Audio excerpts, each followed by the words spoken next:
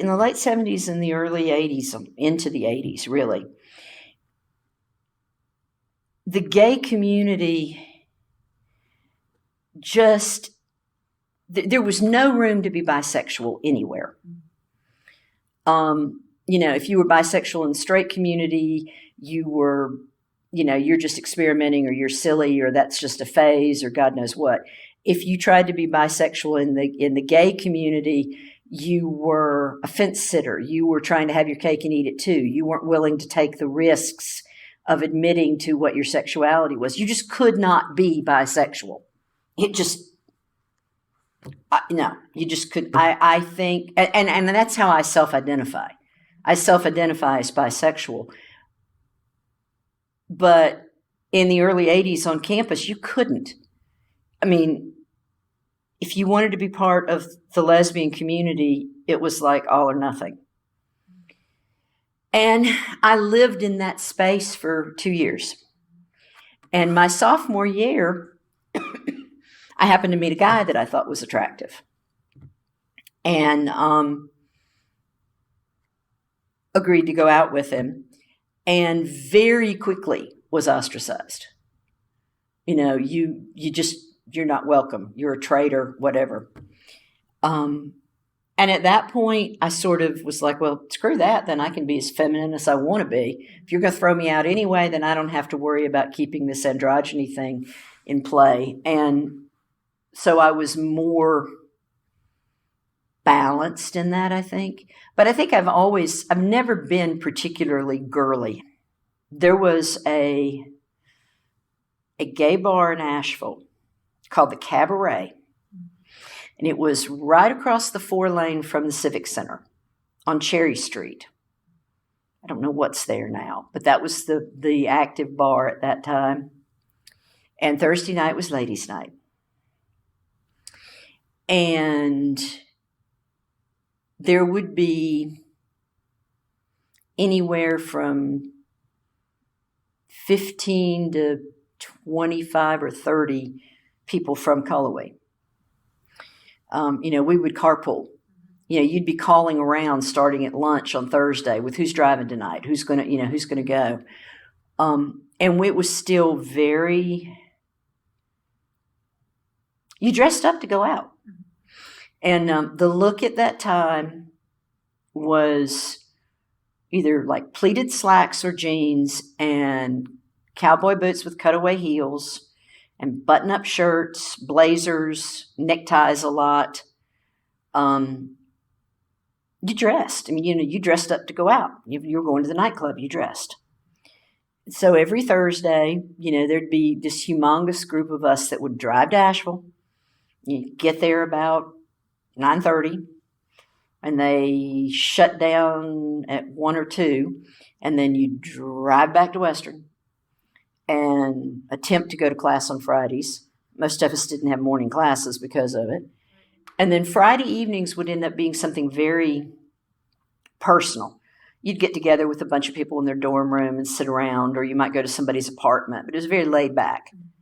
And then Saturday night, everybody went back to the bar. And Saturday nights was just an open Saturday night. So that was one of the rare times when you would see the male gay population at Western. Because I look back and they were horrendously closeted on campus. I think in all the time I was here, I might have known a handful of gay men. Now, I might have seen more at the bar that I recognized from being on campus, but if you walked up and spoke to them, they would walk away from you.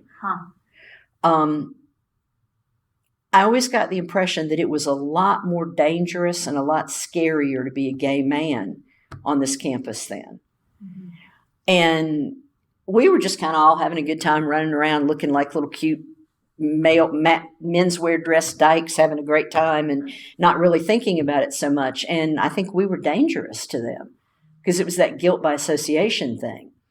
If you're even a hint that you might be a gay male and they see you hanging out with all the jock dykes. So that we didn't interact, very, very rarely interacted. And so if we would see them on Saturday nights at the bar, most of them wouldn't speak to us.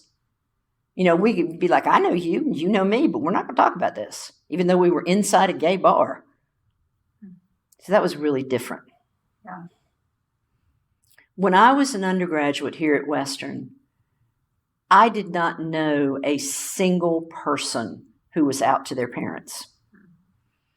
And I'd say I knew 50 or 60 people on this campus that were part of that community. I didn't know a single person that was out to their parents at all.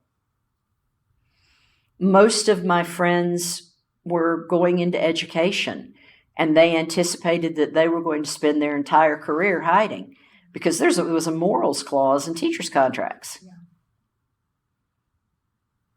You know, we all just kind of thought we were going to spend our lives lying and hiding. And I remember the first parade I saw, and it was in Asheville.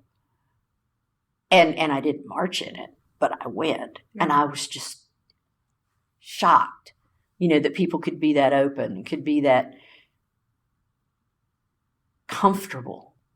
I think a lot of people believe that because it's so open now and everybody talks about it, you know, every TV commercial you see either has a gay couple or a mixed race couple in it, and that it's simpler somehow. But you still have to deal with the emotional aspects and how your family takes things and the dumb, biased, redneck attitudes that you encounter. But, you know, I think you asked me about this being a rural community at one time, and I was thinking back to the way I was raised, and my parents are first generation down the mountain. They both were Appalachian, born and bred, long term. I don't know so much about being male, but being female and gay in the Appalachians is just not a big deal. You know, that's that strong, independent spinster woman. You know, she looked after her parents till they were dead, and now she's so used to it, she's just going to stay on that farm. I mean, and I think maybe that's part of why this community that we knew even in the 80s, even though occasionally we were scared, there was a certain, she's just one of them women.